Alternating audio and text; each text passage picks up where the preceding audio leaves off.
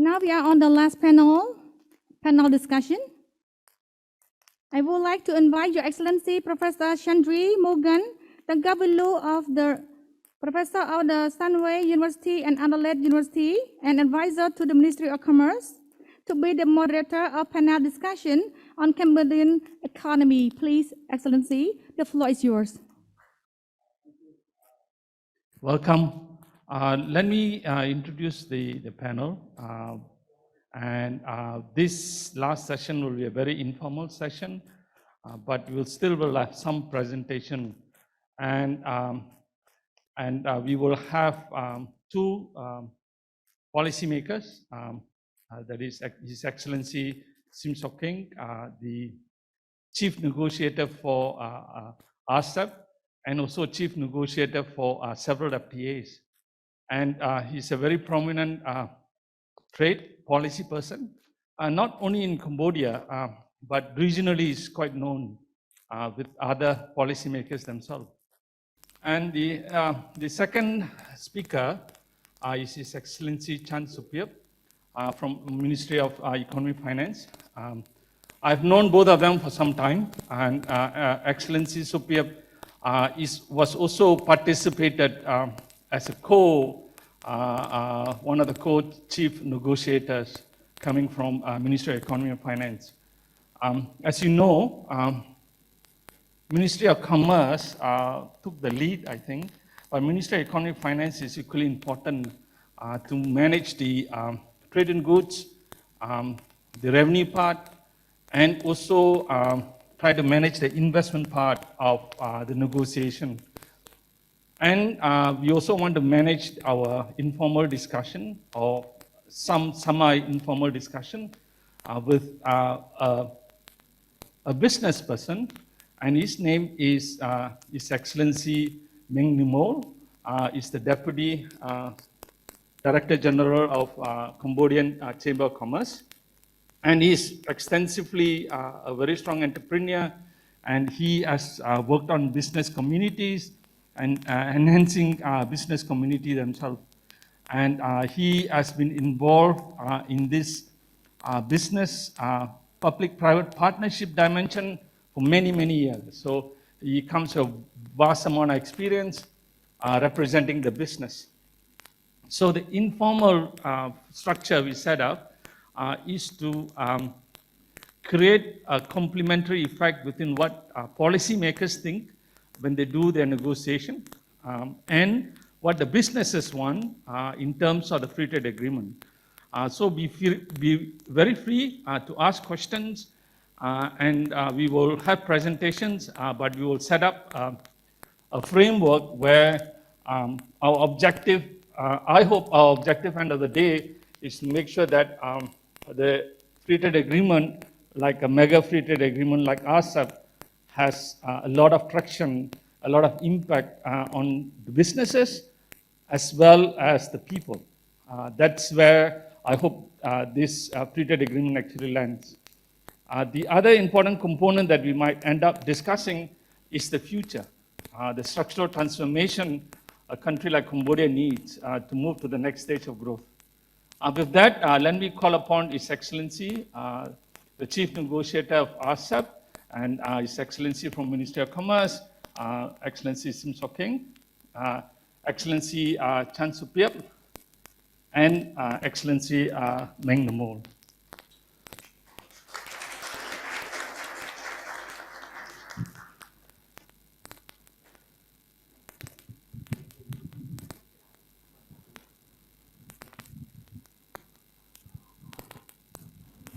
Thank you. Before we start, I want to be fair to one presenter. There's two reasons why I want to be fair to him. One is he's a Cambodian, and second is my student, a PhD student who just completed his PhD. So Wuta Ng prepared his presentation, but because of technical reasons, he was not able to fully present his work. But the more important thing is this paper is a very important paper on Cambodian economy. And so I would like to take just 5 minutes, if my speakers allow me. just quickly run through this to make sure that we set up the basic framework. And then I will ask Excellency Soking to do his presentation. And fairly, we have from 1:30 to 3 o'clock to discuss the Cambodian economy. So fairly, we wanted to spend a lot of time, take deep dives into issues and deep dive into sensitive issues and controversial issues, which we hope that we can try to balance and find a nice a balance that important for an economy like Cambodia, because Cambodia is on a transition stage. So with that, I'm also one of the co-authors for this paper, and this paper was written with myself, with Dr. Wuta Ng. He already submitted his thesis, so he's likely to graduate. I hope he graduates by the middle of the year. And then with Ikai from Ministry of Economic Finance, and then we have Chen Li from Ministry of Commerce, and also Bundroth from Ministry of Commerce. Fairly, this is a study on impact of a mega regional FTA like RCEP. And the impact study is not just purely doing gravity model, but actually looking at very disaggregated level of analysis at 8-digit level, where negotiations actually takes place at a very disaggregated level. And that is where this study was taken, analyzed. And it's basically look at Cambodian economy and how Cambodian economy will, what are the impact on Cambodian economy. Can I have the next slide, please? So fairly, we wanted to examine the impact of RCEP on the Cambodian economy in terms of trade, in terms of comparative advantage. Trade is only based on one simple principle. It's a principle of differences. As long as you have differences, you can exchange, and the exchange will allow you to consume beyond your production possibility frontier. And that is a very strong principle. So fairly, we wanted to examine that principle of comparative advantage. At the same time, we want to examine how to manage this comparative advantage, called the dynamic comparative advantage. And that's where the key fundamentals comes into play. So fairly, not only we want to examine the current state of comparative advantage, the differences, where Cambodia comes in with the strength, but we also want to examine the future strength of Cambodia itself. So we want to examine how the domestic challenges, that's the future challenges, and how to manage these challenges so that we can achieve higher level of transformation. Next slide, please.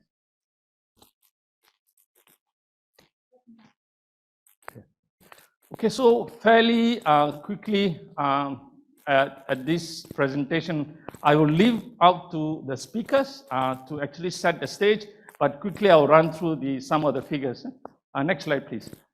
Fairly, Cambodia has been doing very well, and you can see the growth rate, and you can pump up the growth rate up to double digit if you want, but increasingly the resources are getting very scarce and resources are getting expensive, especially labor resource.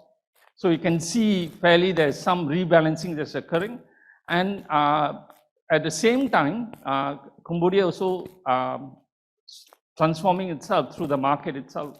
And we are observing certain pickup in certain activities, particularly transportation, parts and components, start picking up. And that is a good sign, but the signs are much more slower as compared to a country like Vietnam. Next slide, please. So fairly, this is a story of every country, every developing country where they rebalance, and fairly the country is also rebalancing towards the service sector. And the manufacturing become a fairly stable component. Next slide, please. And fairly, you can see we are very heavily centered on textiles, garment, and within the value chain, the activities are still at the lowest end of the value chain. And this is where RCEP comes in with an opportunity to transform. So the free trade agreement allows us to transform this structure itself. So that will be one question I hope our panel can address, not only from the policy perspective when we go and negotiate, but also from the business perspective, how to take advantage of this. Next slide, please. And you can see employment creation is very important, and you can see services becoming important element for employment. That's a green component of the diagram, which basically means that as we drive our growth, human capital will be very fundamental. And increasingly, services just relying on traditional services like tourism will be key, but the future services, financial services, telecommunication services, professional services will be very fundamental for us in that transformation. So increasingly, we realize that, as Professor Fukunari Kimura mentioned, the GVC become more servicified, and technology especially is lending more in services than in manufacturing. A good example is a handphone. You take the handphone, the parts and components are getting smaller and smaller, but there's tremendous amount of services, linkages, which basically means that we need to think how to move into that element. And RCEP has 3 annexes in services, other than the general discussion on services: financial services, telecommunication services, professional services, and also have e-commerce chapter. So fairly, it's a good point for us to transform. Again, we can ask our negotiators and our policy and our business person how this transformation can take place. Next slide, please. And in terms of foreign direct investment, fairly is increased and we stabilized, and we took advantage of what happened in Myanmar to bring some of the textile and garment activities over here, and that's the pickup at the end you see.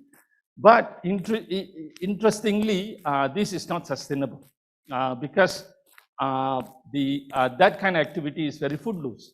Footloose means they don't have a deep rooted investment activities in any country. So again, that's the reason why parts and components of a GVC is always very important for us. So again, you need to discuss that part. Next slide, please.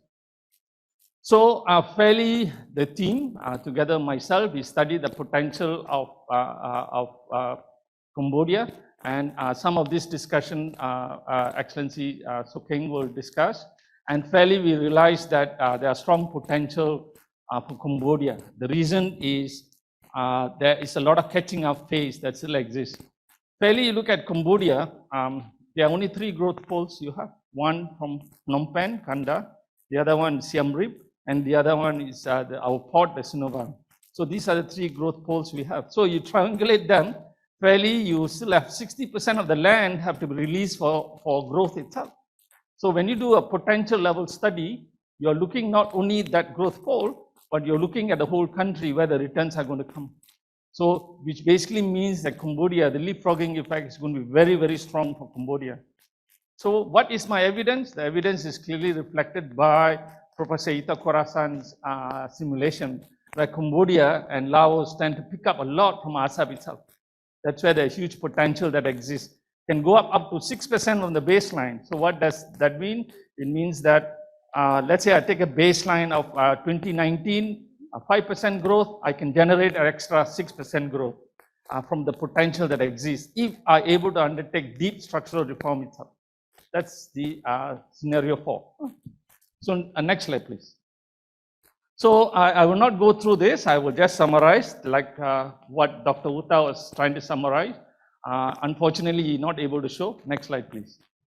So fairly, we did a potential study, and it shows that trade, this is what you call the missing trade. Missing trade means we take the data, we do get the estimated number, and then we simulate and see where the extra potential is going to come. So you can see China, Japan are key. So the CJK impact is going to be very important that comes from RCEP. So RCEP has this key element called China, Japan, Korea element. So the China, Japan, Korea element is the first time China, Japan, Korea is able to ride a free flow of goods, free flow of people, and free flow of investment. The level of ambition might be lower because large economies, but it was a very important agreement for us. The first time that they're able to come with a platform. So the future platforms might go to a higher level. So the huge potential that exists with CJK, and the CJK, Japan and Korea has technology, China also has technology and market. So you can see that impact will be very strong for us, and then followed by Vietnam and Thailand. Why Vietnam and Thailand? Vietnam, the right, Thailand to the left, they are our border. So fairly, that's what trade is about. Trade is about border trades and trade about access to our neighbors and the biggest players. So fairly, Cambodia is in a very good place to exploit all these things. The question is, again, goes back to our panel, how to exploit this, how to align our comparative advantage, how to use the 60-70% of resources that are not being used to more effective use. That's the question we can ask. Next slide, please. Okay, fairly, we take all these numbers, we put it into the model called the input-output model and start simulating. Fairly, we realize, next slide, please. Next slide, please. I think Excellency Sokeng will show you the number.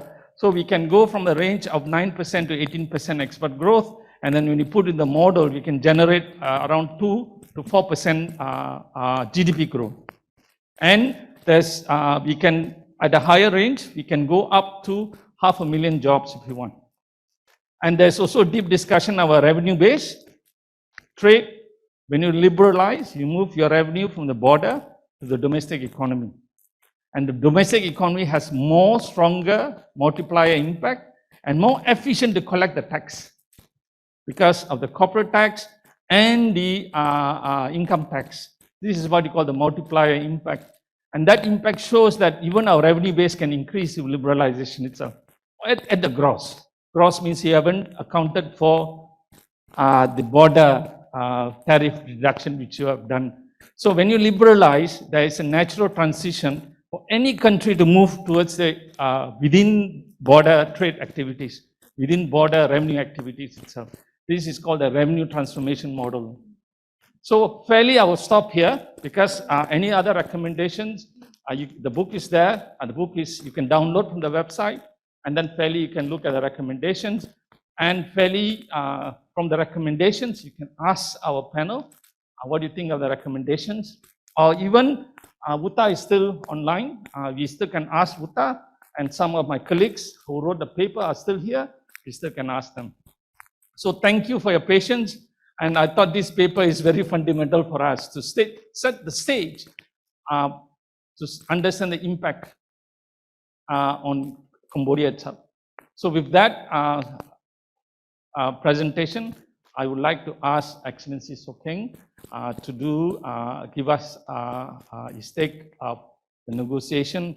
And trade negotiations are not very easy. It is very intensive. And it took us 8 years to do this. So, Excellency Sokeng, please. Thank you, Professor, for giving me a chance. Could I have my presentation? Because, sorry, I had to get up, walk because we just finished the lunch, and this is after lunch time.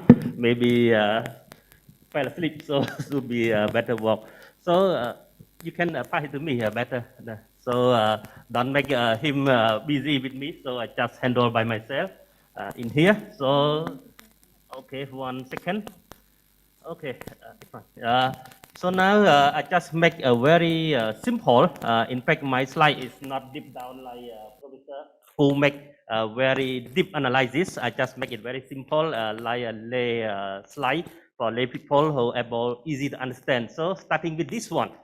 So he's talking very overall all this one already. And my colleague from finance, he also will give you a macro economy picture for you as well after my presentation. So I may take 2 slides, very simple one. Why I start with this slide? You may see this situation, if we are unable to overcome some of the COVID situation, so we cannot make our economy grow. This is a very valid point. So why I start with this one? And this one I take from Khmer Time, but in fact it was studied by the Japanese magazine Nikkei. I get it from my friend from Tetro as well, in fact. But because they are already put in Khmer Time, so I just take it and give you the website there. So in that, they show us Cambodia is ranked second able to economic recovery. So this is the point. And now they are also have some more and more study to show on that. Before I go deep down, I just recall a little bit on what our achievement for last mandate of the government. This one I take it from Rectangle Strategy 4. In 2018, you may see our government openly release when they have the starting of the new government, they will release a strategy and also the government policy on that. So I just picked up some of them to see what we are now. So you may see on that time, we are in average, in fact, in average, 7% economic growth in GDP. At the same time, we are also able to reduce poverty. And the most interesting I just want to highlight to you is export, 60%. We are dependent on export. So Cambodian is exporting country. So why today we want it very thank to ERIA and other who participating here, how we able to improve more and more of our export. So this is the key. And we participate in RCEP and other FTA is this target as well. So we're able to export 147 countries on that time, but now it's more than that. And even the tourism also able to attract, like he mentioned about service, something like that. And Cambodian is among top 10 exporter for ride. In fact, now we are top 3 exporter in bicycle as well. Even I don't want to use number 1, but I say better say top 3. So there we are starting reach many top of our export. I didn't put the slide to which product, which specific. I believe that my colleague may be. So this is just the old study that by ADB in 2016 also. So to give you a hope, because I believe that today audience maybe have some beside the government office is also have private sector here to see this. This is what they predict on that time. Now it seems starting to get through already step by step. Even unfortunately we have the COVID difficulty, but at least it's still more better. Now another World Bank study, not only ADB but also World Bank study in 2017 they released. You may see average. They even put us 7.6, but we use only 7 for the rest. So we rank number 6 in the world that we're able to grow like this one.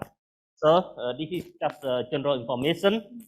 Here, the very recently study on just 4 weeks, 3 weeks, 2 or 3 weeks ago, they are also study by the World Bank also show that Cambodian is among that able benefit more from the RCEP, rank number 3, even in real income gain or also export growth. Among them, I see people here in Japan, also Vietnam, and also there are among them, but Cambodian also among the top 3. So this is at least give us, as the negotiator, sitting in here, and some are down there, even some even move to other place, but it's still involved that. And I'm happy, I just talked with my custom people that, okay, this is a good sign that we are sacrificed on that time now, what we are based on the study.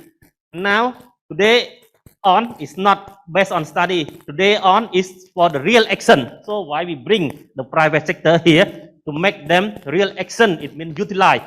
So they're able to export more. Otherwise, nothing. So this is very important. Why I bring this is very general slide. This is I put back the TTRI slide so I bought to give you some surprise. TTRI just flashing this one about 69 hours. Cambodian audience able to reach 100,000 view on this one page. So to see that, okay, at least some people here in Cambodian interested in RCEP. And it also indicates what area already successful study. You may see 7%.3 that my minister already mentioned, other already mentioned. So this is what the study in 2015. But now, today we're launching the book with the new study. So we're going to see soon the new study after this slide. Why I bring this one? He mentioned about the border Vietnam and Thailand. Cambodian even good location than that. Beyond that, we are central in ASEAN. So you can go anywhere in ASEAN. Within, if by air, 1 hour and a half, even around that. And what about RCEP? Similar, we still around. Cambodian is still in the middle on that one. So this is good opportunity that may consider Cambodia. Besides that we are unable to use our world, but at least to show indication to other in the world. Now here, this is the new study that he just mentioned that what our team study in page 8, point 14, chapter 8, you can find that one. So more study of this one also give a more promising by showing that our GDP growth evolved from 2 to 3.8. He mentioned around 4%. Yes, it's rising as well. So this is another good sign to give us more confidence on what we are doing in RCEP. You may see from the morning panel, they mentioned RCEP is very unique than other, I can say. Unique than other FTA because it have developed country, developing, and LDC. So most of AA, you very hard to find like this three group and how we deal with this three group in one FTA that cover all. So this is very challenging, but it already happened. This is the thing that we are pushing forward. Why we going that? So go back to the policy from the rectangular strategy on that. Even before that, if you reading the page in Khmer language 41, but English page 30, you may see that on that time the government meant that very clearly. We must complete RCEP. Besides RCEP, also other FTA as we able to get opportunity. So already very clear in our rectangular strategy from 2018. And at the same time, you may see that we continue with bilateral FTA that my colleague may add more on that. This is just only plus thing what the document and what policy and strategy we have mentioned. And here at the down one in this one, you may see that strengthen Cambodian capacity, further promote integration into region and global. So our government very clearly point out that we have to go for the FTA. So you may see that we are very active on doing that. And I may sum up quickly to show you here. GDP growth, we are 7%. Now we heard today the new release study. In fact, they alert me before that, but now we just released today from 2 to 3.8. Not only this, even bilateral FTA or other FTA that we already conclude, it also add around 1% more. This is I haven't able to get all, but I bring only the one we are study already, but haven't released yet. Going to release soon, maybe in mid of the year, something like that. Waiting complete process. So and also other coming FTA, we also prepare for coming FTA. Another 4%, the coming FTA. So coming FTA can be 1, can be 2, other also coming. This is also when it ready, the time we will release like today, so everybody can know exactly which country that we're going to do. So this is to give you a bigger picture. So now we are strongly believe that when we have more FTA, able to give us more increase in GDP. So this is just want to share with you for today. And this is just only what our ministry, because I'm from Ministry of Commerce, at least to show some our Ministry of Commerce doing as well to the audience that what we are did. This is not only we did like this one. This is just only recent year, I mean last year only. The rest we are doing over 20 law, almost 40 law already. But just only recent adopt, you may see to support the FTA and support the reform, we have e-commerce law. It's very important. You may see in also have that chapter.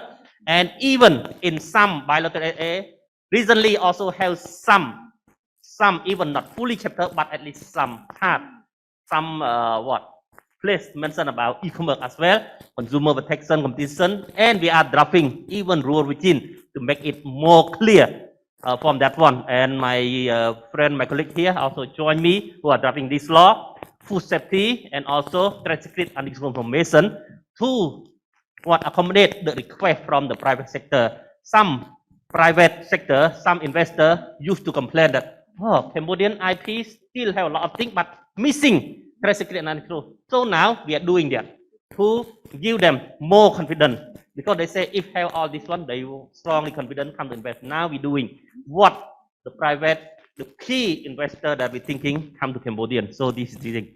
And beside that, we also draft the strategy to maximize the utilization.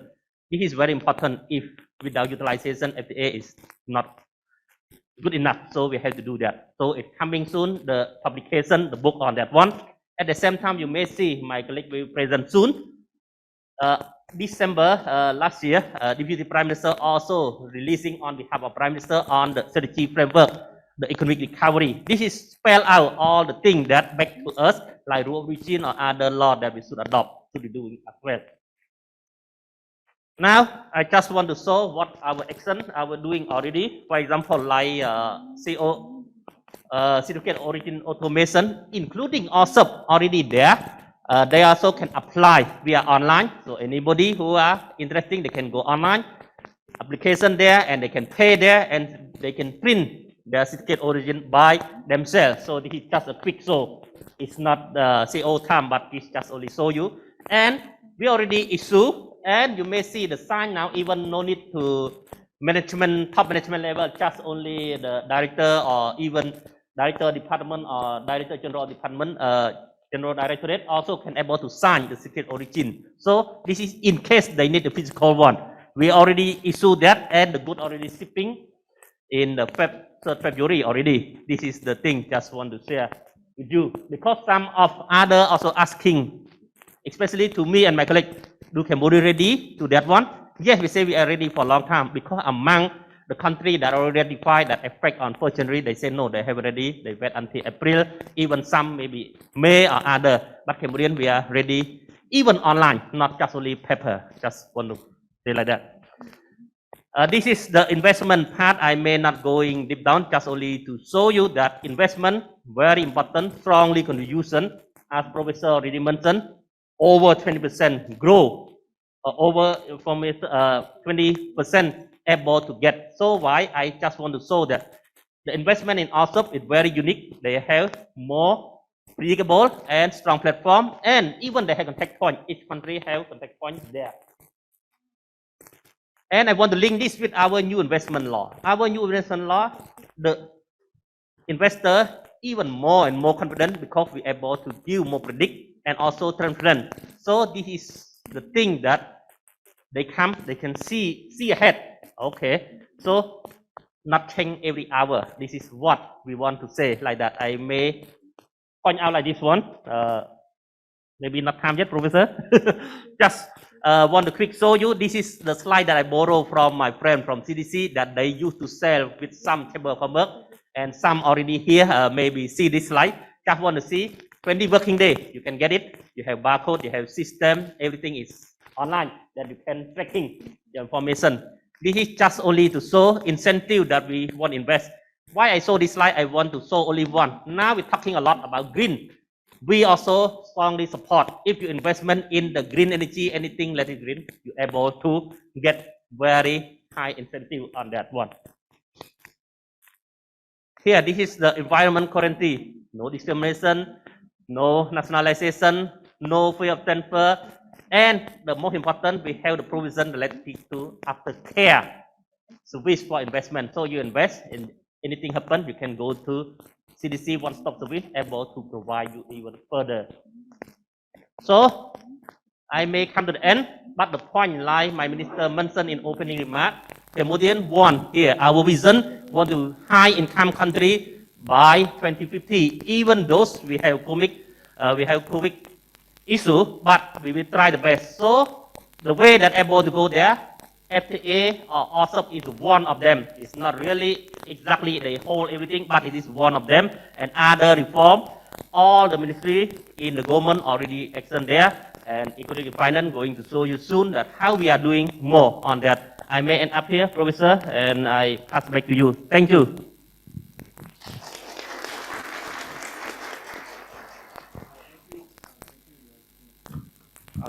Excellency Sokheng.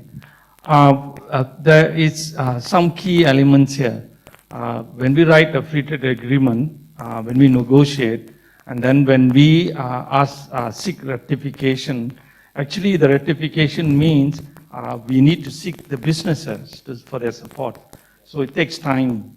That's one. So negotiation is only first stage. The second stage is to seek the business participation in the free trade agreement. The second one is exactly what Excellency Sokheng mentioned. Free trade agreement allow us to revisit the laws. And that revisitation of the laws is very important for us. Some of the laws we write is very, very old laws that are not practical now. Let me give you an example. There was a discussion that was with CPTPP for Malaysia, why Malaysia is not ratifying CPTPP, because there is an investment law that it goes to the colonization time that have not been reformed. So this is why ratification free trade agreement allow us to visit regulations and make them modern, make them more forward-looking. That's exactly what Excellency presented. The last part is very important for us to identify the gaps. By identifying the gap, we actually identifying the potential growth and try to create dynamic gains for us. That is important. With that summary, let me pass this to Excellency Chan Supiep, who has worked many years in Ministry of Finance and Economy, and is one of the leading authorities in trade in Ministry of Economy and Finance. With that, Excellency.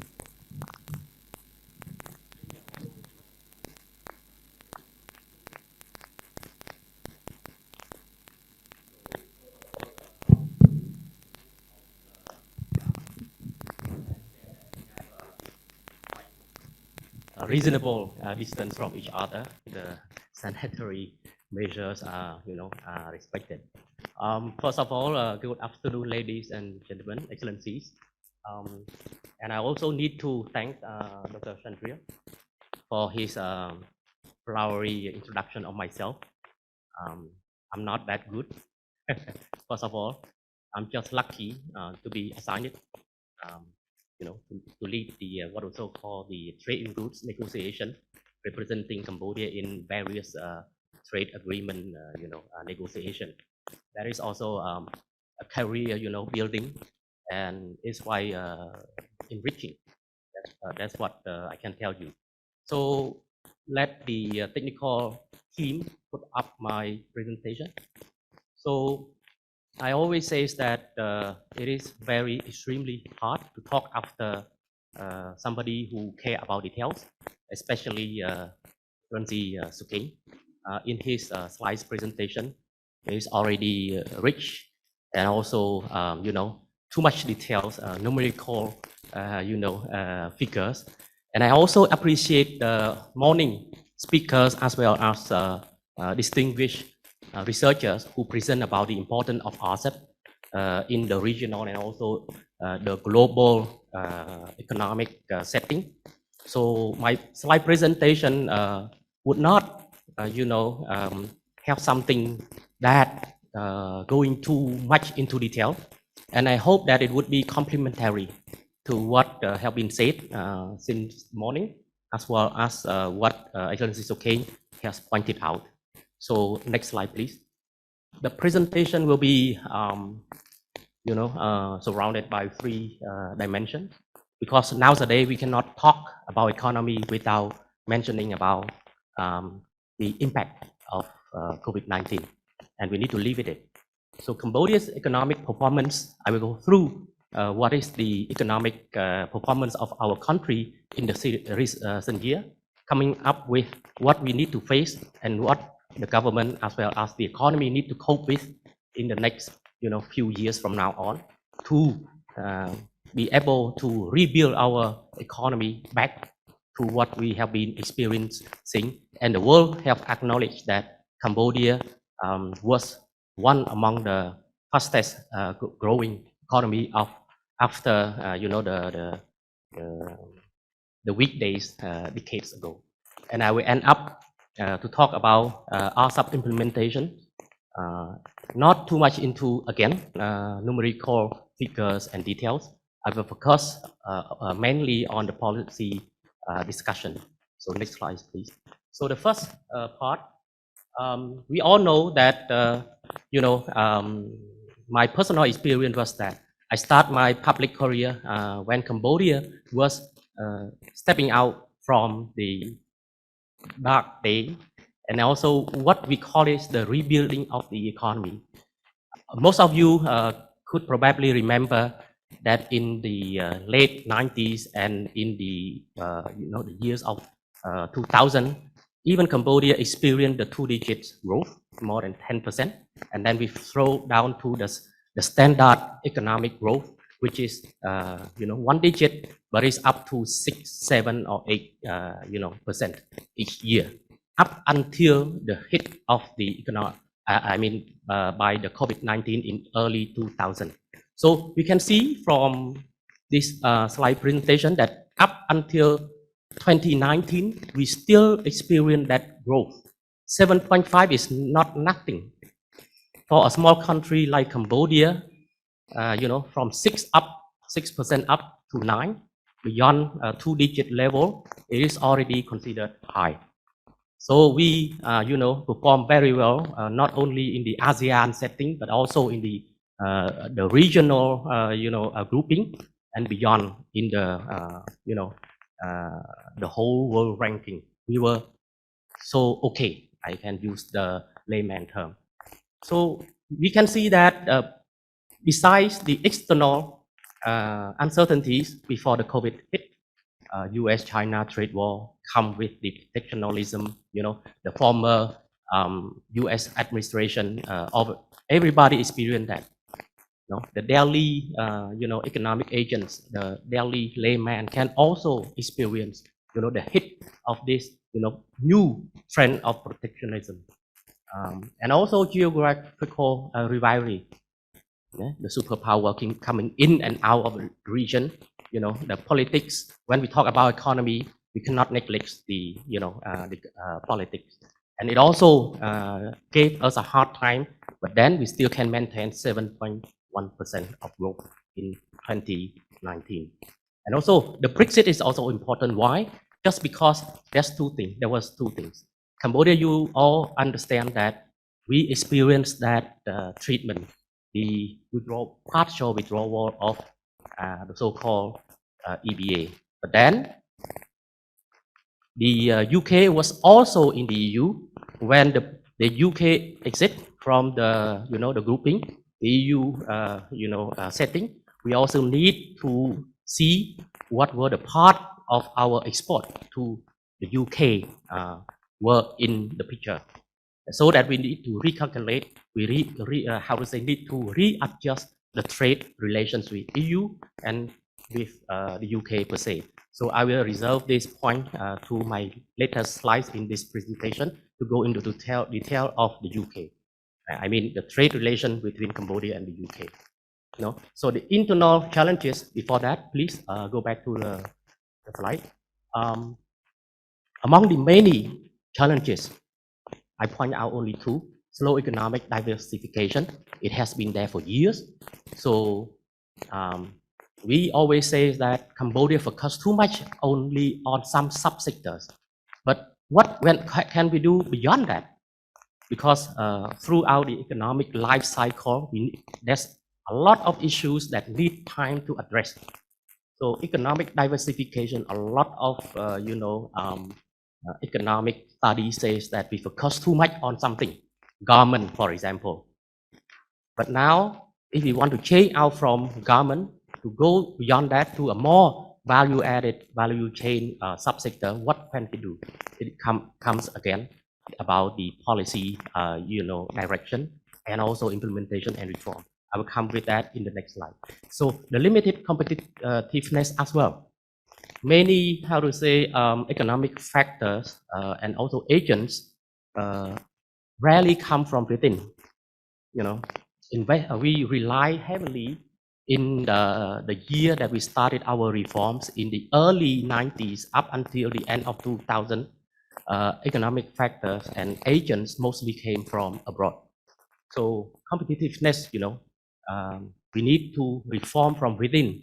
We need to change the approach. Now enough of more than 1 or 2 decades to rely much more on the external investor. Of course, we still open. We encourage the so-called foreign direct investment, but we have learned enough.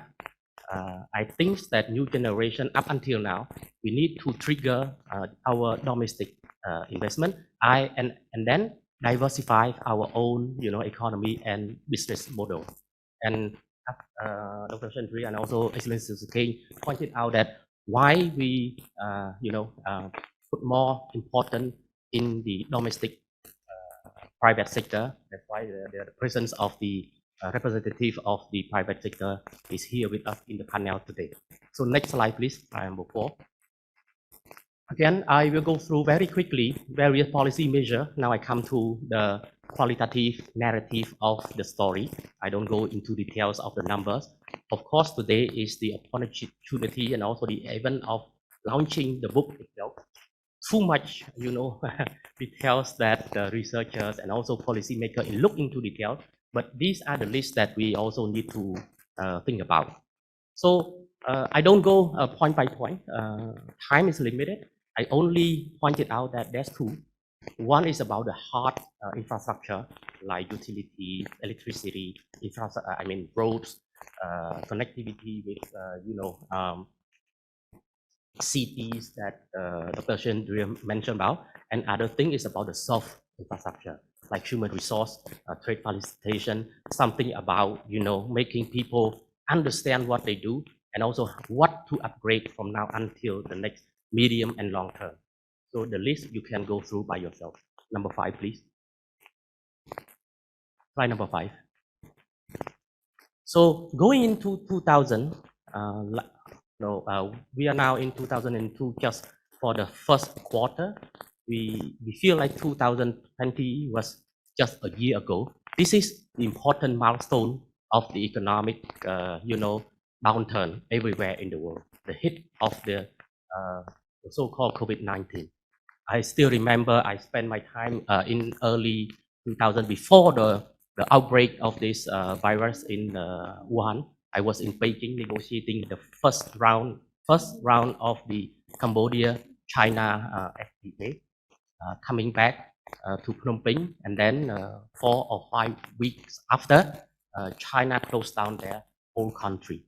So it can be felt, this event and also the outbreak can be felt not only economically but socially and physically.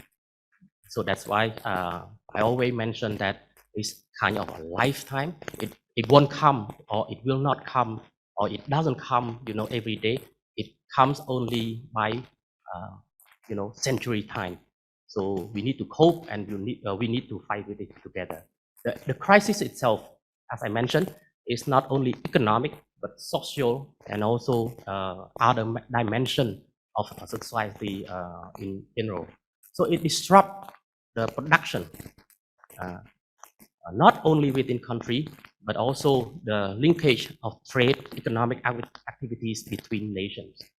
And it slowed down Cambodia economy the first time ever since the last 3 decades that we experienced the negative growth. So the next slide, please, 6.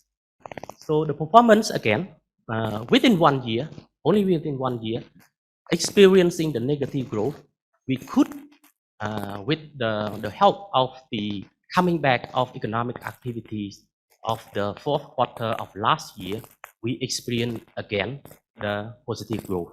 Even it's small, but you could access and also probably agree with me that only within 12 to 16 months, we come back from the negative growth to achieving, 3% of economic growth. It is also something to applaud. So this is the right direction of our leadership as the leader of the nation, and also the royal government came up with these 2 steps. One is to maintain the economic stability, and another one is after the recovery, slowly recovery from this pandemic, we need to stimulate our economic growth. So next slide. Again, this summarizes the things that I talked about, and this is the structure of our economy. We have talked and also we participate too much into discussing about the structure of our economy. We understand the structure of our economy is that it's no longer agrarian. We do not rely much now in agriculture, but is somehow is still an important part that contribute to our economic growth. But then we are moving beyond agriculture. We are moving into not only labor-intensive industry, but we try to diversify our economy into manufacturing industry.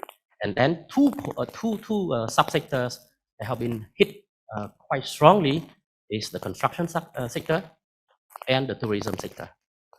So allow me not to go into details. We understand already. When the COVID hit, these two sectors were affected the most, and those sectors previously and continue to be the subsectors that contribute the most to the economy. So you understand already the rationale and the logic why COVID hurts us tremendously. 8, please. So come to my second part. I don't talk much about it as well. Just to highlight that we have that in place now. From January onward, the government has adopted this strategy.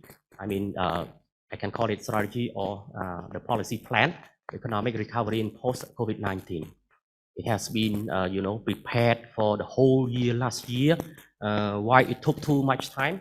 Just because the leader of our government need to, took it very seriously, because the plan, when it come out, it need to be implemented, and it need to be coordinated, and it need to be in reality.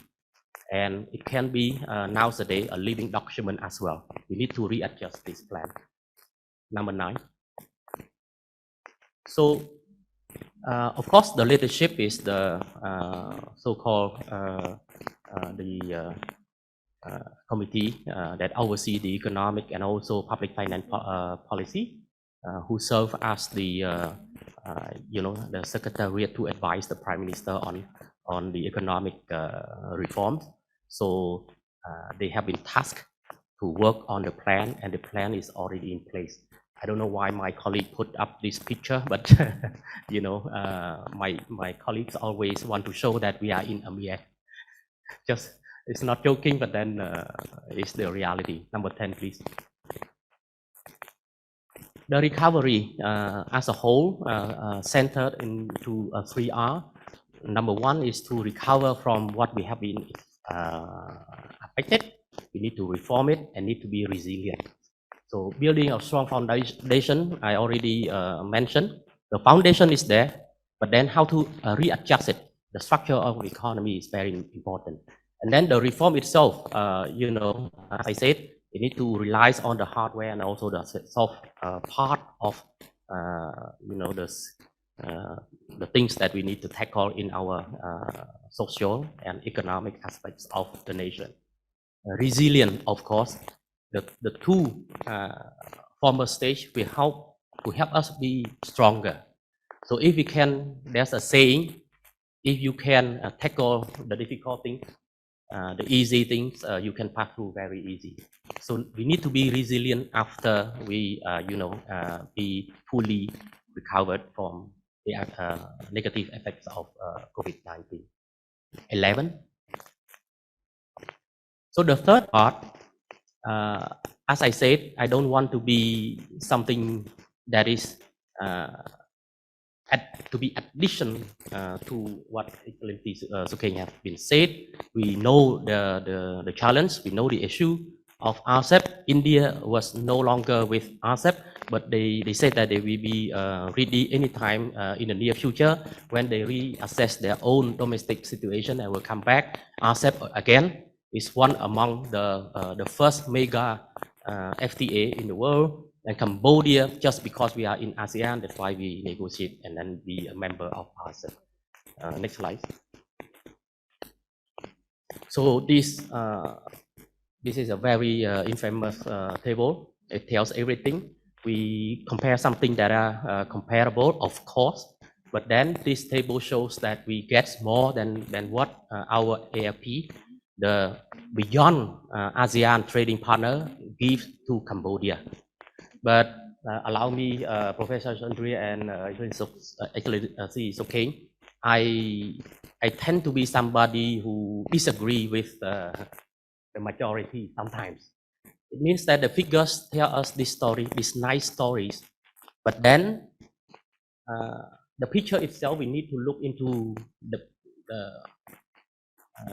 the elements, the components that contribute to this coming of this, figure, the final figures. Why some countries, some developed countries, are too generous to Cambodia, while the others are not? This also shows that there's in trade, people say that fairness or equality exists, but then in reality, in life, the relations between individuals are exactly similar to or equal to the relations between nations. So what they give us, it means that they want something back as well. What some country in this country give a lot to Cambodia, while we give little market access to them, there's also a story behind. So probably into the discussion time, we can open up this kind of frank, because actually Dr. Shandre said that it tend to be a kind of informal discussion. So I can share, and also I hope that the panel also share with you our own analysis, personal analysis, and all personal experience engaging with the trade negotiations. Okay, number 13, next slide. So ASEP implementations to Cambodia. Again, I can reconfirm that Cambodia export asset to search 6.5%. We rank the third among the countries that benefit from this asset agreement. And also, I cite the study from ERIA to see that RCEP is not something that we take it less important. This is something serious, even just because that the rationale is that Cambodia is the member of ASEAN. That's why we need to negotiate, and then it gives us the chance to be in RCEP. That's the setting, the political setting by itself. But on economic and trade terms, of course, it will show us the Cambodia benefit. But it's not the end of the game. When we get something, this is something necessary, but it is not sufficient. Just because we get something, but if we don't apply it, and then we don't put enough other necessary elements for our traders, producers to use this agreement, then these figures stay by themselves in there. We can never achieve it. That is something that we need to also care about. Okay, 14. So these are the policy implementation. I don't go too much into several other lesser, weight of the issue, but I point out with Dr. Shandre important point when he talked about CJK. So everybody knows CJK, China, Japan, Korea. So those are the three East Asian, because we divided Asia into several parts. We are in Southeast, they are in East Asia. Not only the economic structure and also their economic success, but their mindset, their way of doing things. I understand that we have East Asian representative in this room, so probably you would agree with me that there's a lot of strength and advantage from the economy of CJK that can bring into RCEP, as well as through the economy of the ASEAN. The trade relation between ASEAN, Japan, China, and Korea, we need to have some balance. And I reserve this point to talk in my last slide about our Cambodia relationship with Japan, China, and Korea. So next slide, please. This one, just because I put the three part, in my presentation. So this again summarizes what I talked about Cambodia economy. Now, before 2020, COVID was not there, but then when it came in early 2000, we needed to put in the picture. We need to seriously tackle this issue, and of course, we heard quite extensively about the term. We need to live with the new normal. So it means that COVID-19 taught us a lot about to readjust, about to fight with the unpredicted, unplanned situation. RCEP has been planned, but COVID was not. So make sure the market access work, even the COVID, affect us, and the diversification of the export destination still need to be, focused. But then we need to take COVID-19 into account. So now, next slide. Excellency, you have 30 seconds to finish. I probably need only 10. Next slide, please. Because I have 10 seconds, part 4, this picture is not completed. This only reflects what Cambodia is now, or as it is. But for the multilateral setting, something is missing there. Cambodia is looking to join some other mega trade agreement. Bilateral, we just started last 2 years. First with Cambodia, China, second with CK, Cambodia, Korea. So the picture again is not complete. This is only the present. What is important of this slide is that we need to extend the right side of the slide. Okay, maybe next slide is the end probably. It doesn't need to be, discussed with these slides. It's all probably, Excellency okay. I have been talking about this. This is a coordination between various, beyond MEF, beyond MOC, works and also portfolio. It involves also interministerial, economic agency, ministries that deal with economic activities. So I end my presentation here. If I miss something, then we'll meet in the discussion in the next couple of minutes. Thank you.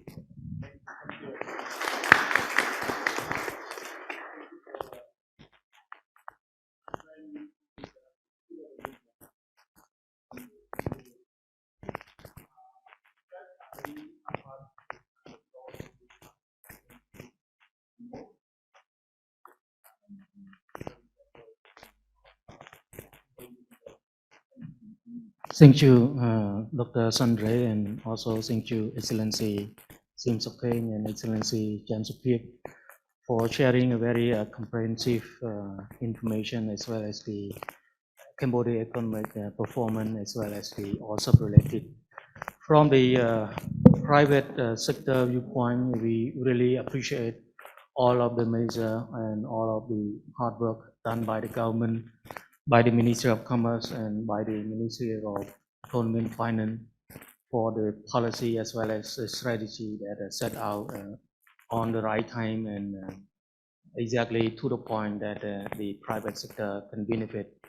So I would just go briefly along the Cambodia economic performance as well as what the private sector think about the RCEP as well as Cambodia economy. So I put this first slide with the logo of the ASEAN Chairmanship under Cambodia Chairmanship, just to inform you that this year is one of the best year for Cambodia to actually chair the ASEAN again, or at the third time already. And we also discussed about the RCEP, and after the RCEP enter into force on January this year, we will also have the RCEP ministerial meeting also in Cambodia. It is somehow very new. So next slide. So I just want to actually echo what Excellency, both Excellency have already mentioned. We actually, Cambodia, we enjoy the growth more than 7% over the last 2 decades. And this is not something that we take it for granted. It has been through a lot of hardship from the government as well as the private sector partnership and involvement. And we already earned the status as the lower middle income country. And the private sector really endorse and really support the idea that we all move together to actually realize the vision of Cambodia become the high income country by 2050.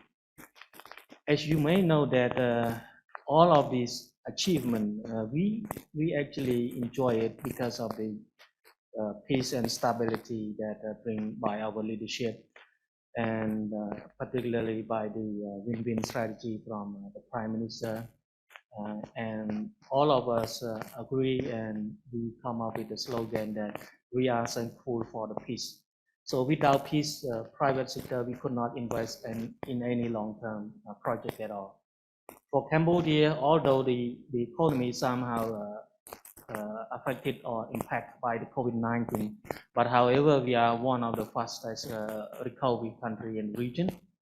And with the right measure as well as timely measure, the government laid out, particularly the 10 round of intervention measure, the business activity and economic activity somehow reopened and revitalized.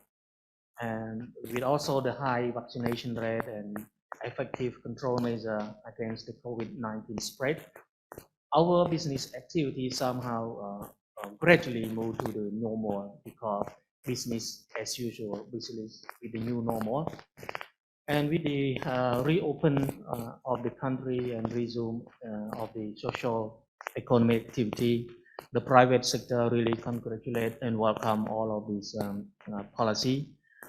At our Chamber of Commerce, we start to organize the overseas business trip, which just recently come back from Turkey. We actually see that we learn to live with the new normal, although the travel somehow we face a lot of challenge and restriction. But finally, we can actually achieve whatever mission that we would like to see. And we invite our foreign counterpart to visit Cambodia too. And also, we invite the other foreign investor to visit Cambodia during the ASEAN Chairmanship this 2022.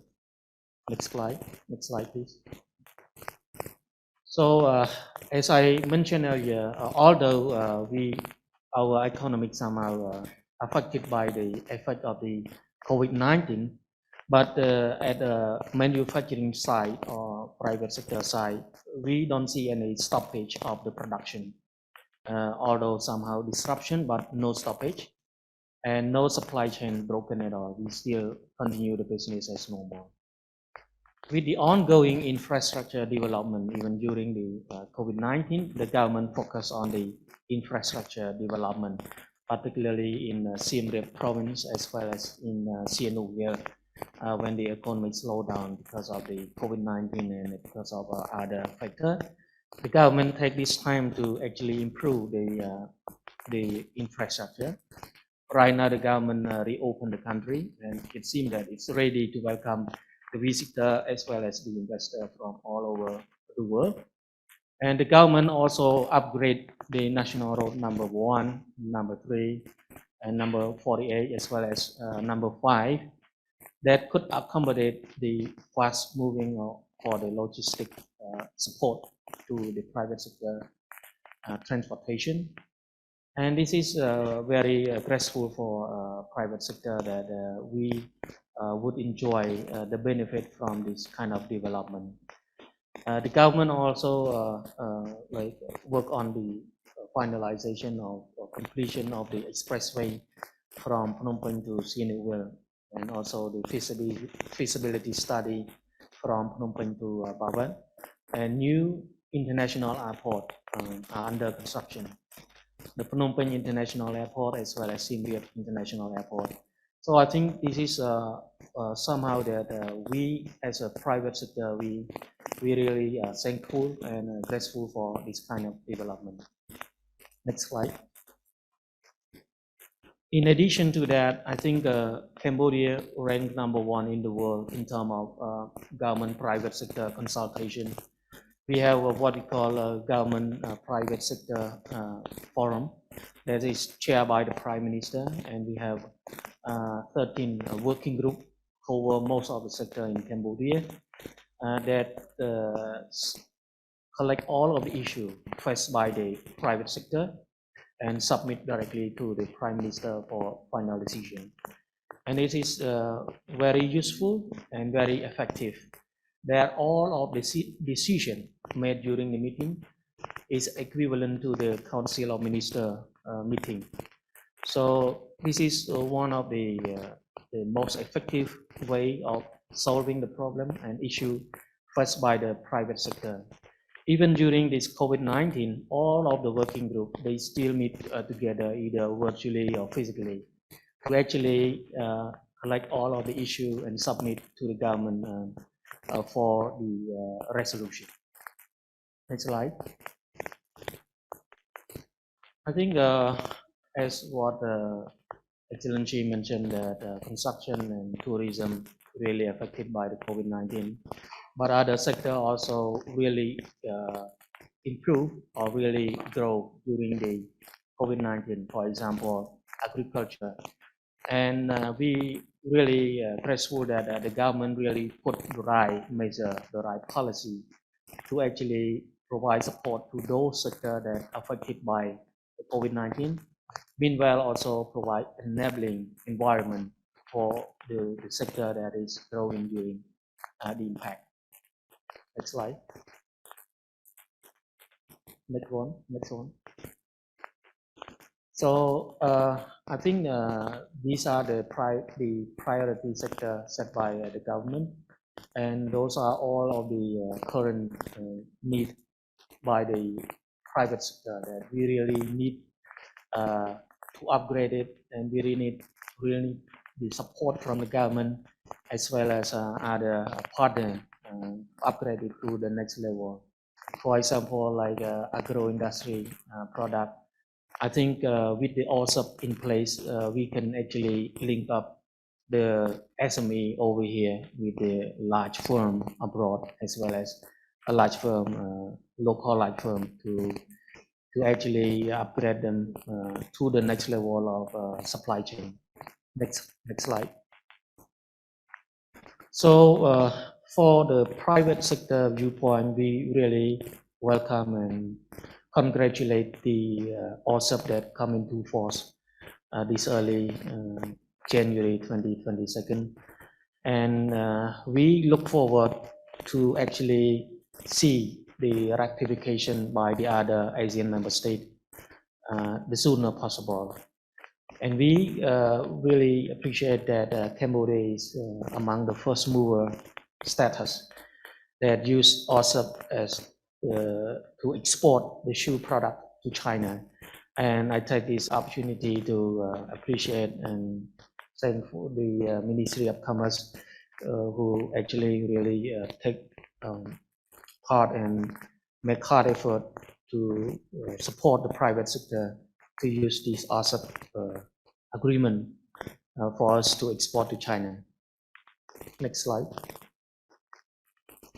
So as I mentioned earlier, this year Cambodia is the chairman of ASEAN, and the theme is that ASEAN Act, addressing challenges together, meaning each member state will work together to address whatever challenges that we face together during the COVID time, and whatever issue that could not be solved, we need to solve it together. In addition to that, it's also reflect that the public and the private sector should act together to solve whatever issue remaining and also move forward to the new initiative. And I believe one of the main focus would be on RCEP, that we all need to work together to maximize the benefit from the RCEP. Next slide. So I think that's all for my presentation. Thank you for the opportunity and attention. Thank you. Thank you, Your Excellency. Fairly, we have 5 minutes, but as a chair, and I would extend by 10 minutes. So I've known not to follow the rules very closely. So first, can I have any questions from the floor to any panel? This is your opportunity to really ask difficult questions. Don't ask easy questions. Yes, please, Professor Tar. Yeah, thank you very much, Professor Shandre. I'm Dari, advisor to the Ministry of Commerce and also the lecturer at the Royal University of Bonn Economics and Paragon International University. When I look at the page, chapter 8, page 83, you mentioned about the decreasing of the GDP with the agriculture from 36% in 2020 to around 22% in 2019. So it showed that the agriculture sector simply said that it's not really important to GDP, right? But there's a lot of factor behind. The thing is the young farmer moved from the agriculture sector to services and also to manufacturing sector. So when I read it up to the calculation, you mentioned the calculation in two sectors. So manufacturing sectors and also service sector. So we want to see how the agriculture sector can contribute to the GDP when Cambodian enter into RCEP. So we can see already two sectors, services and also manufacturing, but we still want to see the agriculture sector. That's very important. That's part we try to increase the employment with the agriculture to COVID-19. Thank you, Professor Shandre. Is this question directed at any particular person? You can answer from you because you calculate from the scholar as well, from maybe Dr. Hin Wuttahin can answer the question, or probably from your team who already wrote in this chapter. Thank you. Sure. Can I take another question, please?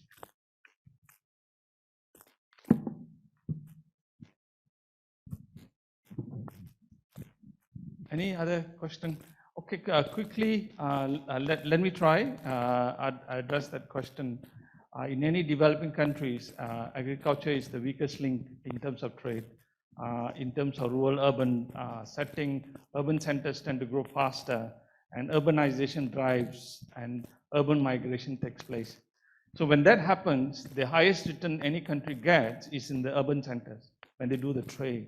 So the rural sector is always lagging behind. So normally what happens is we tend to work backwards towards the agricultural development. And some countries tend to place more emphasis on agriculture. For example, like Australia. Australia tend to emphasize more on agriculture because they have increased the value-added activity in agriculture. And for example, they have the best wine. They have very strong global value chain activities themselves.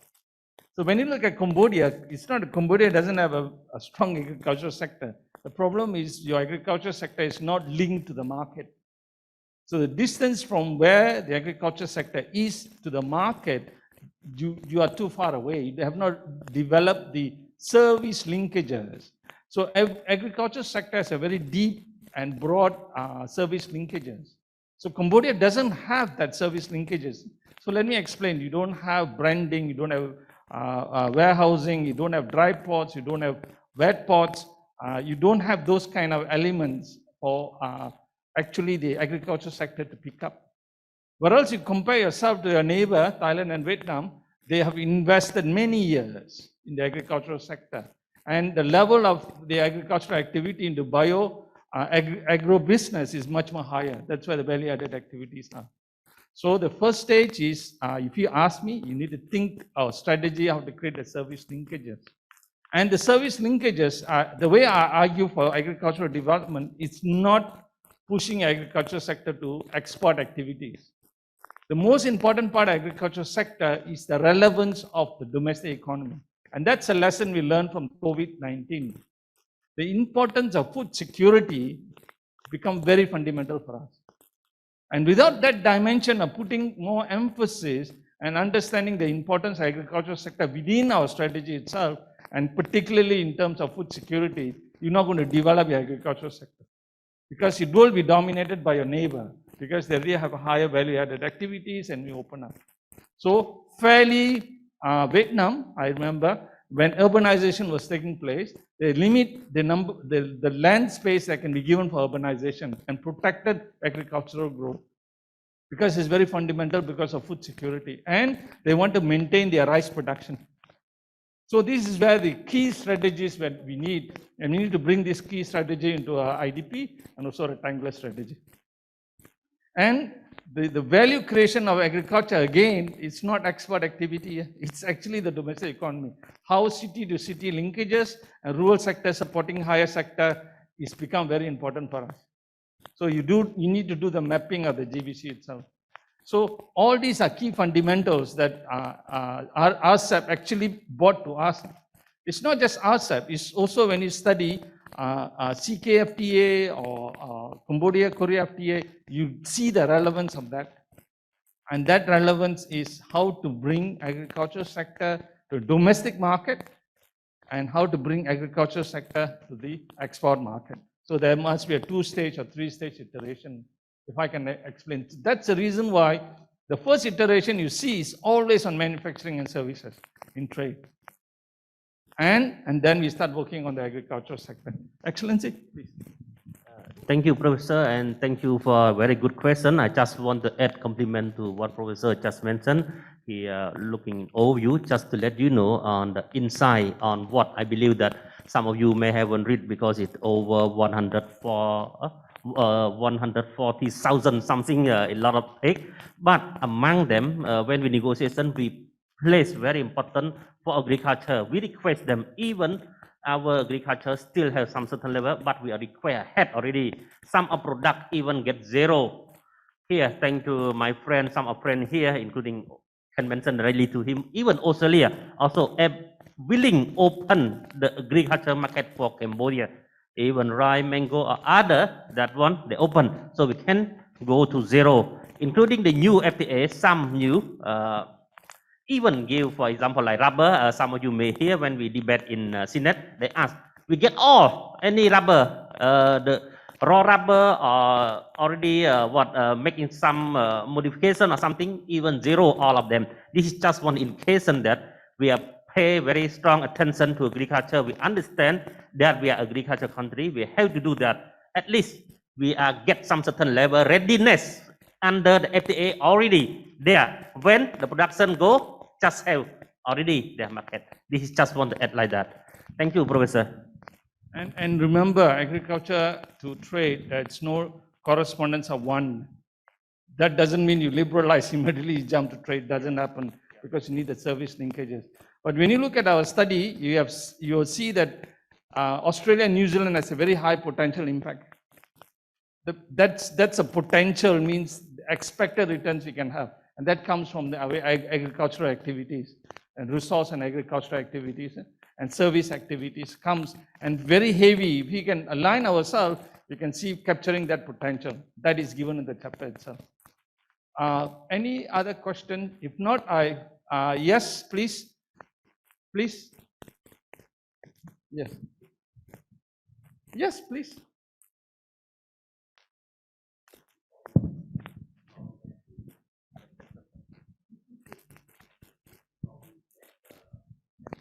Question. Probably I have only 1 minute time to add up to what Dr. Shandre and also Excellency Suking respond to Professor question.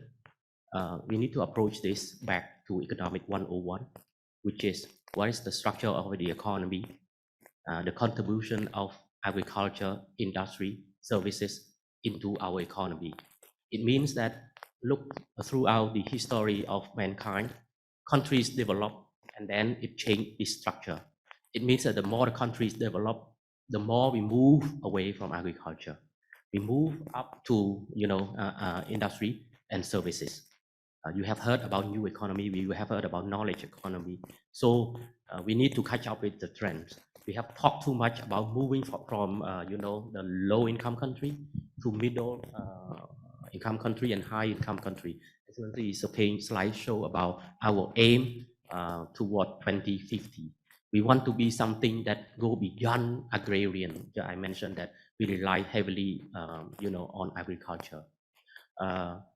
Put aside FTA, free trade agreement. If we only talk about a closed economy, of course we need to fit our own people. But then if we trade, and then we need to think about, what we are good at the best. Some developing countries I can name Japan, I can name Korea, Australia, New Zealand, because actually they are in RCEP. They protect only, I don't say some, but several specific agricultural products. And then they allow for import from, they reduce to 0% import duties for other majority of their agriculture. Cambodia, sooner or later, I don't say that is in a matter of years, but in the medium and long run, we need to move away from agriculture. And also in your question, you mentioned about employment. You mentioned about young people living in rural areas. They tend to look for a more lucrative and more advanced sector they need to work in, which is industry and services. So it means that it touched upon about the key word is productivity. You want more of your people in the same subsector, but with low productivity, or you want to move your people out to a more advanced subsector or sectors, but then use the technology, and so limited number of people in agriculture. I know everybody knows what I mean, so I end up my 1 minute response to your question here. Thank you. Excellency Samnang, you have a question, please? Thank you, Professor Shandre. My name is Samnang from the General Department of Customs. I'm interested to know about the maximizing the benefit from the free trade agreement, where I mentioned by His Excellency King, Excellency Supiep, and professors as well. We benefit a lot so far from the openness of economy, economic growth, jobs. We see many benefits, but we also hear some indication that we have some limited, such as a slow diversification of exports, limited competitiveness. And it seems like we are successful in market access in general, but we are facing many problems in terms of supply side, as mentioned by our speaker. So I'm interested to know in the future what would be our policies and strategy to maximize this benefit, because we observe that, like, from the textile and garment industry, we of course get the wage, the business growing, but the backward linkage is limited because we do CMT, and in tourism sector as well, we observe a limited backward linkage as well. Because where I come from, the revenue collection, we observe there is a shift from international trade to domestic trade, where revenue from international trade is declining, and then revenue we collected come from domestic. So this is a part that to see in the future, if we want to reach a 2050 as a high income country, how far, how longer that openness policy will serve the economic growth, or we will experience economic stagnant in the future, and how we be prepared for that as well. Thank you. Thank you, Excellency Som. So I can take 1 or 2 questions. If not, I have 2 questions. One for Excellency Numol, that is, one of the things we observe is FTAs are not being used by businesses, and that become very fundamental for us.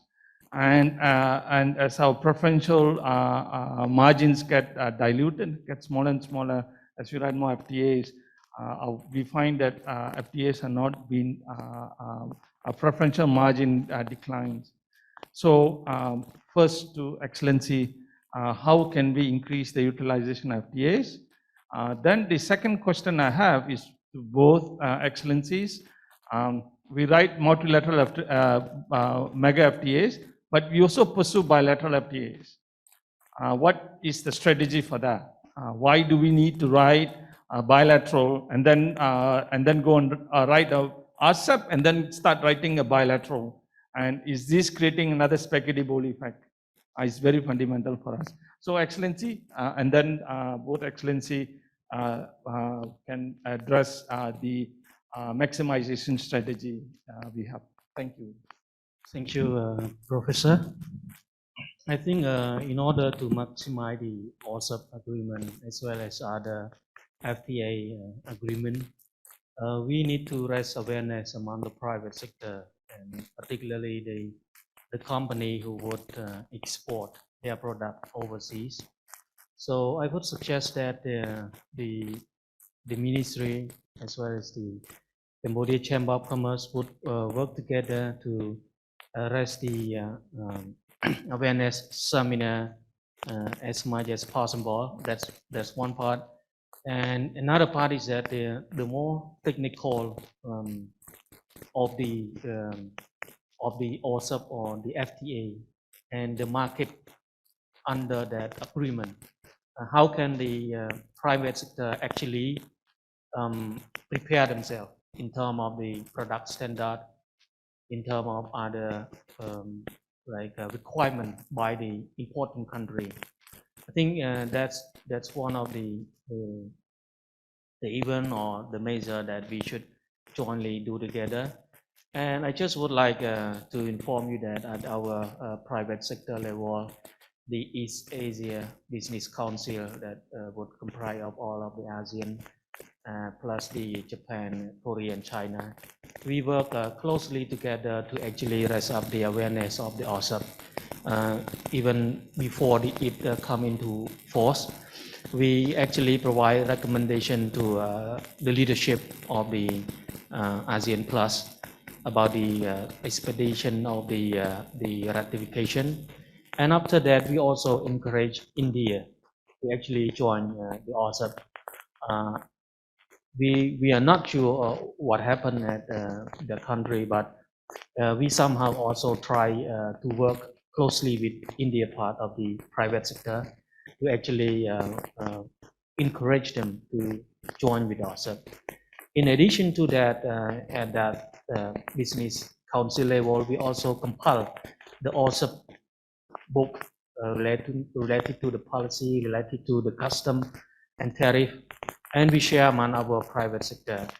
I raise this up. This is just only one of the example that we can actually share the information among the private sector, the one who would benefit the most from whatever work, whatever hardship that the government face, for the benefit of the private sector and the people as a whole.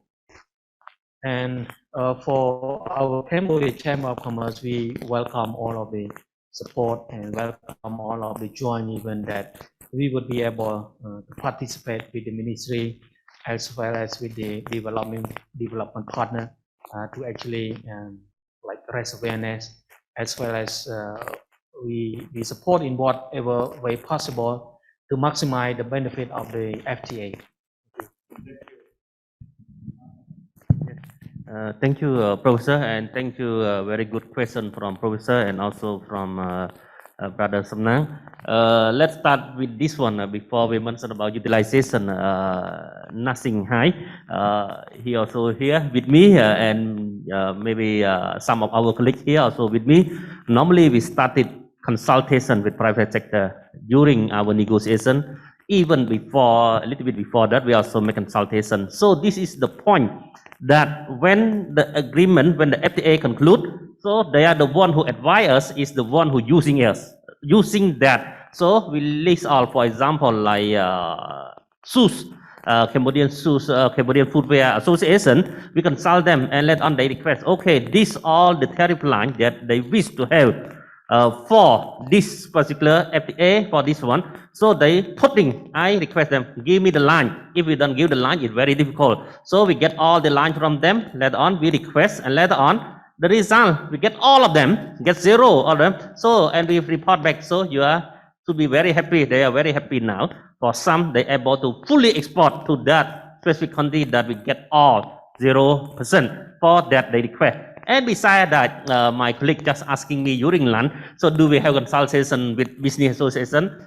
I say yes, not only Cambodian business association, but also the foreign business association in Cambodian as well. So we request them what they are really wish, because they are the one who really know and work closely with private sector. They strongly need. We don't want to have very high number that you may see in that, oh, very high, but not using that. No, we request what are really need. So we listen all. At the same time, in our ministry, we also calculate by ourselves, prepare for something that going to come, something new. For example, like what? Motor, very small motorbike, small motor. Before, they don't have much investor from that. But I look at the statistic.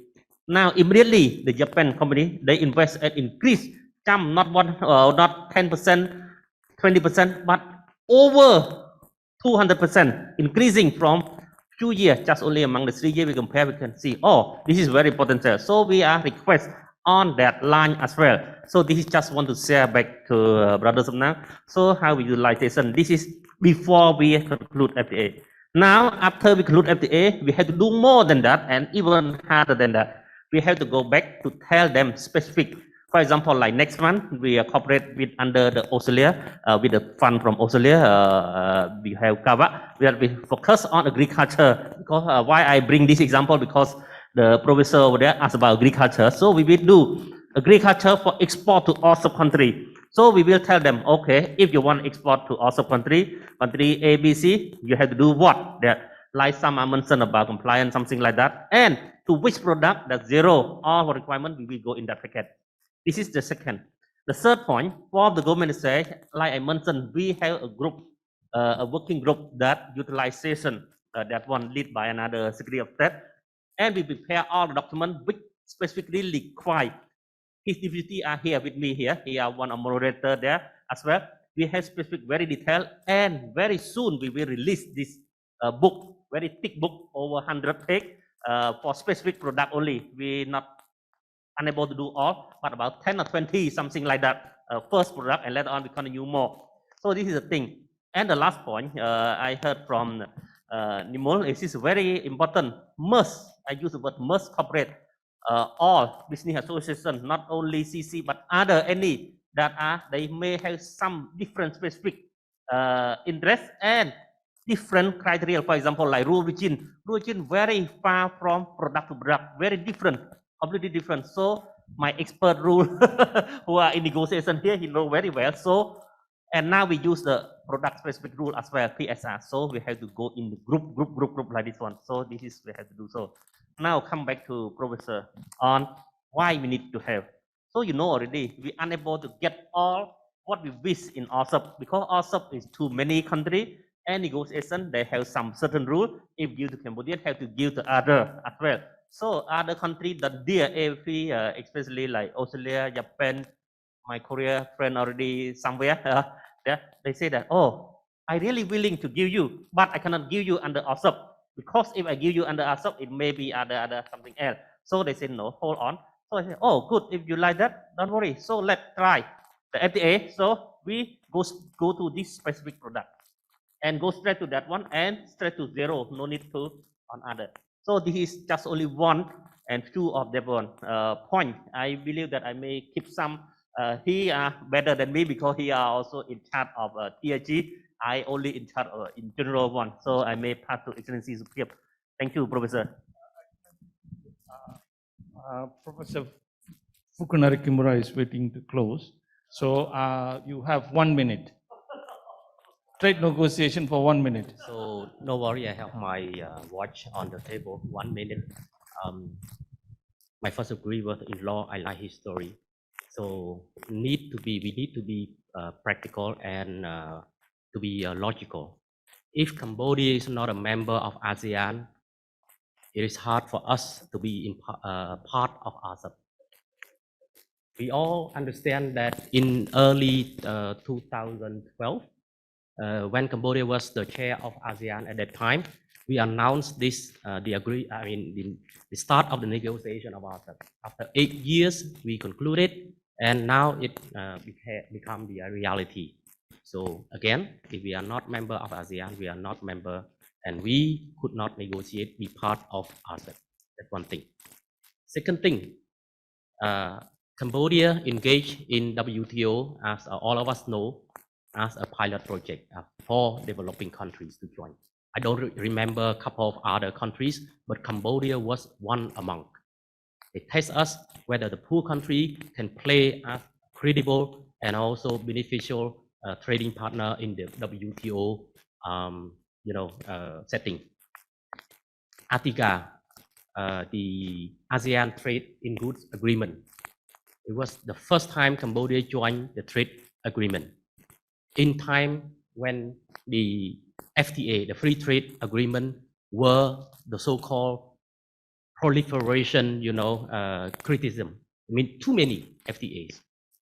So the very strict question, response to the Shandre question, why we need something beyond RCEP. RCEP is the reality. It's the logic things that Cambodia is in RCEP. And then you remember my slides about the gifts and gets, of the market access of Cambodia and other AFP, Japan, China, Korea, New Zealand, Australia. So very short, because my time is up, we need something more than RCEP. Only the bilateral FTA can do that. Within RCEP, we are among the lag behind countries in ASEAN, not advanced. Sometimes ASEAN is very difficult to get the consensus, so they divide, into grouping. But in the bilateral, you are the equal, partners in negotiation. That's the only chance that you can get what the other do not give you in RCEP. So we, very short again, and I conclude my response to you, the RCEP plus concept is in play when Cambodia is looking for other bilateral beyond RCEP. Thank you. So it's very important that we create complementarities between the multilateral mega FTAs and the bilateral, so that we keep pushing the frontier. And as Excellencies mentioned, trade is going to be very fundamental for us to grow. And to not only to grow, but to make our people better. That is the idea. The idea of trade is not just to exchange, but the trade is to make sure everybody participate, as what Professor Fukunari Kimura and Professor Nishimura and even Minister mentioned, sustainable and inclusive growth is going to be the fundamental for the next stage of growth. With that, I will close this and I apologize to Professor Fukunari Kimura who is waiting to close. Thank you. Please thank our panel for a wonderful discussion. Thank you. My sincere thanks to His Excellency and our distinguished panelists for a very informative session.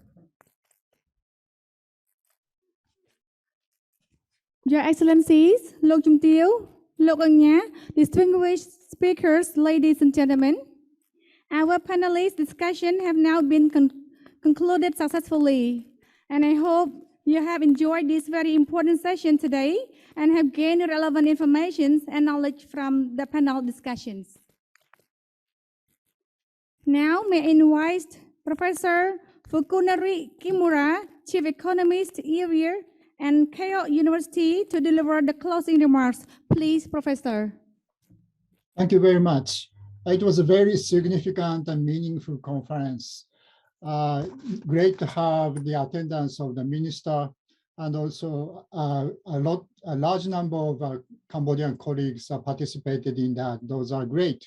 And also experts made clear and constructive presentations and discussions. Particularly the last panel discussion, that was great. People were so candid, and we made a really constructive discussion. So we discussed the importance of RCEP in various angles, and that was very constructive. Thank you very much. Very quickly, I made 3 remarks. First, Cambodia as an ASEAN chair this year, this is very, very important. RCEP is a living and evolving agreement. So we have to put it in the right track, not just a conclusion and then that's the end. That is not the case. So we have to teach other countries the ASEAN way. ASEAN was very successful in deepening integration step by step. That's an ASEAN way. We have to do the same thing in RCEP.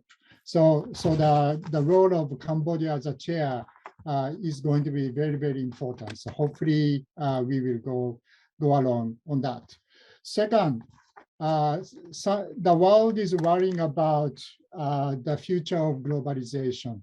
But if we look at value chains and international production networks in ASEAN and East Asia, that was very, very strong, even going through COVID-19. So basically, we are having 4 challenges now. So COVID-19 still hanging around. And the second is geographical tension and the US-China confrontation. Third is digital technology. Fourth is environmental concern. So those are affecting negative for some countries. But in ASEAN and East Asia, we have many chances to make those shocks as a positive shock rather than a negative shock. So that our RCEP will contribute to strengthening the rule-based trading regime. That was a very important background for making those shocks positive for ASEAN and East Asia. The last one, third, ERIA will be able to work with Cambodia and ASEAN continuously. At the first part of the conference, we said that we just launched Monograph this time, but actually 3 full volumes of papers and coming from now on. The project is led by Shandre and also my area colleagues, Donnie and others. So we will have a continuous commitment to ASEAN and East Asia integration. So hopefully that we can continue working on that with a close collaboration with Cambodia and ASEAN. Thank you very much. That was a very good conference. Thank you. My sincere thanks to Professor for your fruitful closing remarks.